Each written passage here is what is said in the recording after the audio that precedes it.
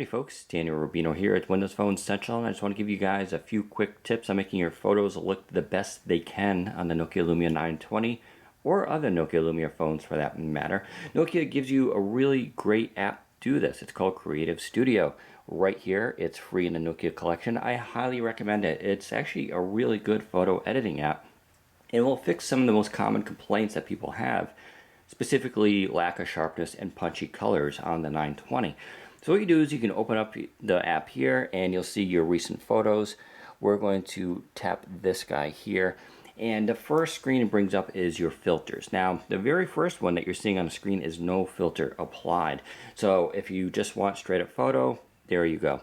On the other hand, you can kind of scroll through and it's going to show you all the different filters it has built in, and they're actually pretty nice. So there's your black and white, there's more of a sepia type, there's a washed out, and so you just go through, and what I do, I like this, you just pick out the one that catches your eye.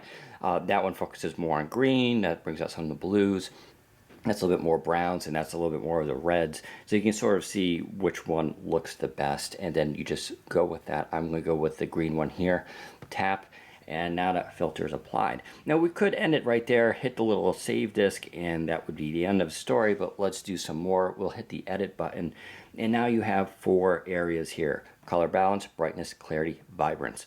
From my experience, the only one that I regularly touch is clarity. Clarity you can think of as being sharpness, which the 920 some people say is a little bit too soft. My experience, once again, just tap it to there, about a quarter of a movement. You don't want to over sharpen an image. It makes the image look not real. It can cause artifacts and some distortions. So, but from my experience on a default 920, doing it there gives you enough sharpness with it keeping natural. And I tell you, this will fix most of your photos almost all the time. I do this pretty much for all of them. Once you're done with that, you just hit the check mark, and now your sharpness is applied. If you want to do more, though, of course, you just go back in. I don't ever really adjust color brightness, balance, brightness, and vibrance, but you certainly can, of course. You go into vibrance, and now we can really make it punchy looking, or we can tone down those colors and make it more neutral. You do what you're looking for, of course. Save, and that's that. Now, a lot of people miss this, I think. You have adjust, but if you slide over, you also have fix. So you definitely want to take advantage of these things. Built-in red eye correction.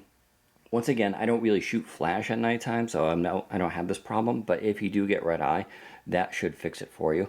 But crop and rotate I do use often, and this is actually really nice. So to crop, of course, you can just move the little squares around, and then you can move the pick to center it.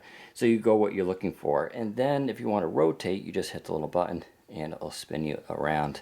Now I'm going to hit check mark here, and you're going to see it actually takes a few seconds to apply this, partly because, like I said, this photo editor doesn't change the size, so it's actually manipulating the full image. And there you go, now we're cropped in, and we hit save, and that's going to save now to my photo library, and that's pretty much it. I can also hit share, and it'll bring up everything that I have installed on my phone to quickly share it if I choose to. Let me show you another trick though. You go into the camera settings, and we'll just go back. That's the last photo I took, some leaves. You can also do this directly out, after you took a photo. Go right into edit, and you'll see Creative Studio is listed there, as well as the default Microsoft editing tools, which I actually rarely use now. So you can just go right into Creative Studio. Once again, go into your filters, and you can choose which one you want.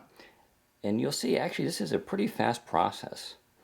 Like I said, these are my default sort of methods for doing photos, and that's usually about it. If I don't have to crop it, and I just save it to the phone. Now once in a while I've had this program crash. I think if you have something really large open up in the background, like a video game or something, it may be too much.